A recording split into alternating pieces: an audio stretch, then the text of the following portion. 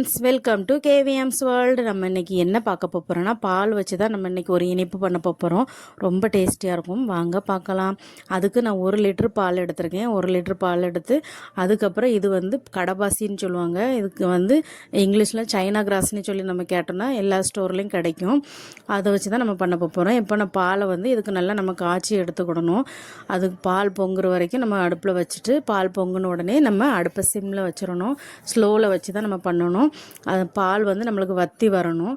அதனால தான். அதுக்கப்புறம் நம்ம அந்த கடபாசி இருக்குல்ல, அது வந்து கொஞ்சம் நீளமாக இருக்கும். அதை நம்ம பொடிசாக கொஞ்சம் கட் பண்ணி வச்சுக்கிடணும். கட் பண்ணி வச்சுட்டு இது வந்து கொஞ்சம் கரையிறதுக்கு நேராகவும் நல்லா கரைய விட்டுறணும்.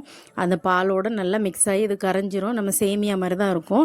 அதுக்கு பிறகு 4 ஸ்பூன் சீனி வச்சுருக்கேன். அந்த சீனியை நம்ம போட்டு அந்த கடபாசி கூட ரெண்டையுமே நம்ம ஒன்றாவே போட்டுட்டு நம்ம அதை கரையிற வரைக்கும் கொஞ்சம் நம்ம சிம்லேயே வச்சு அந்த பாலை வற்ற விடணும். ஒரு 4 ஏலக்காய் உள்ள விதையை மட்டும் நான் நுணுக்கி வச்சுருக்கேன். அதையும் போட்டு நல்லா மிக்ஸ் பண்ணி நல்லா நம்ம பாலை சுண்ட வச்சு எடுத்துக்கிடணும். அதுக்கு பிறகு நம்ம இப்போ ஒரு பிளேட்டு அப்படி ஏதாவது கொஞ்சம் அகண்ட பாத்திரமாக எடுத்து கொஞ்சம் நம்மளுக்கு அந்த பாலை ஊற்றி நம்ம ஆற வைக்கணும். அது ஆற ஆற நம்மளுக்கு வந்து அந்த ஒரு ஜெல்லி மாதிரி நம்மளுக்கு வந்துடும். அது தன்னாலே அது ஆறி அந்த இதுக்கு வந்துடும்.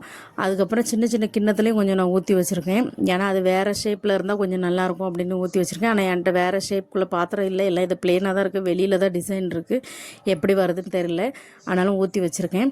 அதுக்கப்புறம் கொஞ்சம் பாதாம் வந்து நான் கொஞ்சம் நுணுக்கி வெட்டி வச்சுருக்கேன். அதையும் அதுக்கு மேலே தூவி விட்டு இப்போ பாருங்கள், ஓரளவுக்கு அது உறைஞ்சி நம்மளுக்கு அந்த ஜெல்லி மாதிரி வந்துட்டு, அதுக்கப்புறம் இதை வந்து நம்மளுக்கு என்னென்ன ஷேப்பில் வேணுமோ அந்த ஷேப்பில் நம்ம கட் பண்ணி எடுத்துக்கலாம். நான் சும்மா கட்டமாக தான் கட் பண்ணி எடுக்கேன். நல்லா ரொம்ப சாஃப்டாக இருக்கும், ரொம்ப டேஸ்டியாக இருக்கும், நல்லாவும் இருக்கும்.